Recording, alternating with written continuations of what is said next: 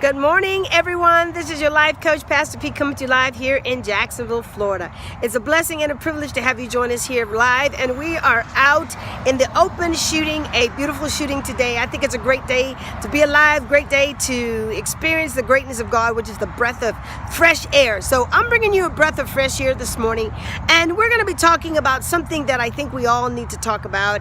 It's how to consider others better than ourselves. Woo, that's a difficult subject. But we're going to be coming out of the scriptures out of Hebrews chapter 10:24 and Philippians 2:3. Philippians 2:3 says this: "Do nothing out of selfish ambition or conceit, but in humility consider others more important than yourself." Wow. Consider others more important than myself. Well, that's a difficult thing, because what I consider important are those things in my life in which I need to survive. See, importance is anything that you push your work, your finance, your purpose, your goal, your efforts, your love, anything that is important in your life. That is what is going to bring success and fulfillment. So when somebody is in your life space and you don't consider them important, is because you don't view them as being successful or the key element to turn the doors of success in your life. So you dismiss them. Yes, you associate with them, but however, you dismiss them. And the Bible is saying, hey, look, let's not dismiss anybody.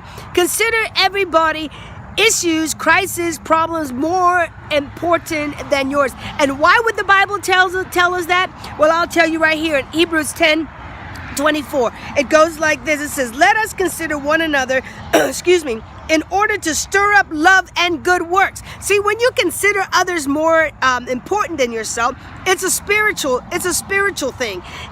In their life, it allows them to see the love of God, to feel the power of God working in their life, because you have taken time, your energy, to peek into their life space for a while and offer the hand of God. When people see you step out of the comfort, when people see you take the effort, take the initiative to come and see about them, what that does is that connects you to them. And in connecting you to them, you're connecting them to God. Come on, let me say that one more time. Connecting them to you is connecting them to God, because you are the only God, come on now, lowercase g, that some people see. So I want to encourage you today to understand that in doing this thing, considering others, what does consider mean? Well, let me tell you what consider means. Let me turn my page right here. Consider means that you take the opportunity to really think about somebody else. That means you ponder. That means you think about the things in their life that they need. You think about the things in their life space that would make their life go really good, really smooth, full of joy, full of hope, and you think about that stuff. I'll use this for an example. There was a coworker, not my coworker, but somebody that had a coworker that was a mentor. And in that coworker being a mentor, they developed and fostered a very good relationship. And they viewed that particular individual as their mentor. So the suggestive thought was, okay, I love them. However, they're in the hospital and I can't reach out to them because I'm working. So the individual probably thought about, well, how can I take time off my job that I need to work, that I need to do to make my money for my family, even though this person was a very important asset into my life? Well, it's quite easy.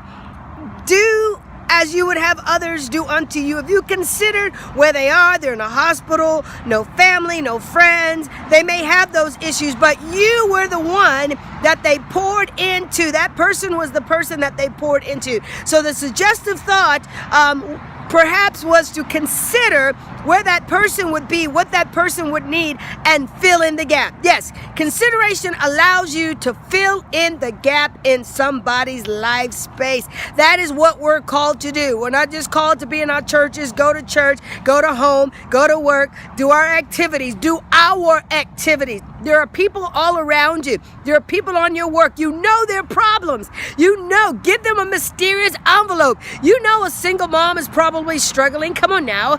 Some somebody's family is going through some heavy medical issues, you know what's going on around you, then consider them. Put yourself in their place and see what you can do to stir up the love inside of you, to transfer that love in action to them in order for the love of God to be seen and experienced.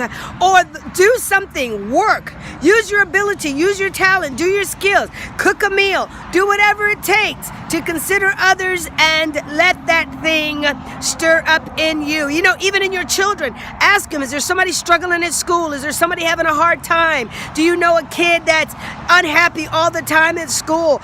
Force your kids, well, I shouldn't say the word force, but encourage your children, even in this capacity, to consider others better than they consider themselves. This is nothing that I'm making up. It's the Bible. I'm telling you, Philippians 2:3. Do nothing out of selfish ambition or conceit. Selfishly, for yourself, for me, for us, for me and my family. The Bible says, do nothing out of selfish ambition, striving bigger, better, faster, more. You know, I just can't elaborate on that. How many more pieces of clothes do you need? Your closet's running over. You have to buy every single day. When you go to the store, if you have to, I got it. There are shopping endorphins that we release in order to do that, to give us the happy hormone. So in order to do that, don't just buy one outfit, buy two outfits. Ask God, don't buy just one lipstick, buy two lipstick, buy two pairs of socks, and look for the opportunity. Come on now, drop it off. You see people walking on the street, walk with an extra bottle of water, have an extra toothpaste, toothbrush. They're only $1 at the dollar store. Just encouraging you. Don't give money if you don't want to give money. Give toothpaste, give toothbrush, give towels, give whatever you have to consider yourself, because I'm telling you, we're all just a paycheck away from being where we see somebody is. Come on now. We're just one medical sickness away from being in a situation that requires that we experience pain and suffering in our family. Hey, it could be you, it could be me, but I thank God in this moment, it's not you, it's not me. So what I am encouraging you to do today, my daily devotion, is this.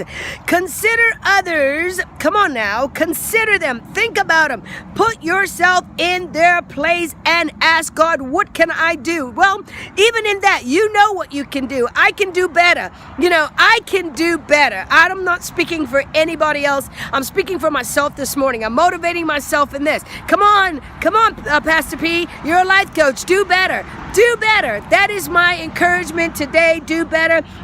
When you think carefully about or reflect, you will ponder and you will find out that there are some things that you can do better. Not for yourself, but for somebody else. Come on now. Cook a meal on a Sunday. Prepare, just invite somebody, just a suggestion. But just going on, work. Allow your consideration to work for you. The activities that involves mental or physical effort in order to achieve a purpose. Yes, you're going to have to work at this. It's going to have a mental capacity. It's going to have a physical endurance. It's going to have a lot of things involved that you may not want to do that, will limit you. But I'm telling you, the reward of seeing somebody in a good mental place, the reward of seeing a smile on somebody's face, knowing that God used you, come on now, I can't measure the worth of what that's really worth in life. But this is your life coach, Pastor P, coming to you live here in Jacksonville, Florida. It's a privilege. I love being outside. I'm never going back inside in the building. I think it's pretty cool. Love the air on my face. Love the breath of God in my body, the strength and His vigor. And that is what I'm praying for you today. That God would empower you, that God will equip you, that God will show you how you can consider and put aside all those selfish things that we normally do. Come on, this is the season. We're going into December. We're going where we're thankful and reflective, and we have abundance, and we want to give, and we want to pour out. Look right where you are and pour out and into somebody else's life. Think about them, consider them. Once again, this is your life coach, Pastor P. Look forward to you joining us. You can join us on step-by-step daily devotion at gmail.com.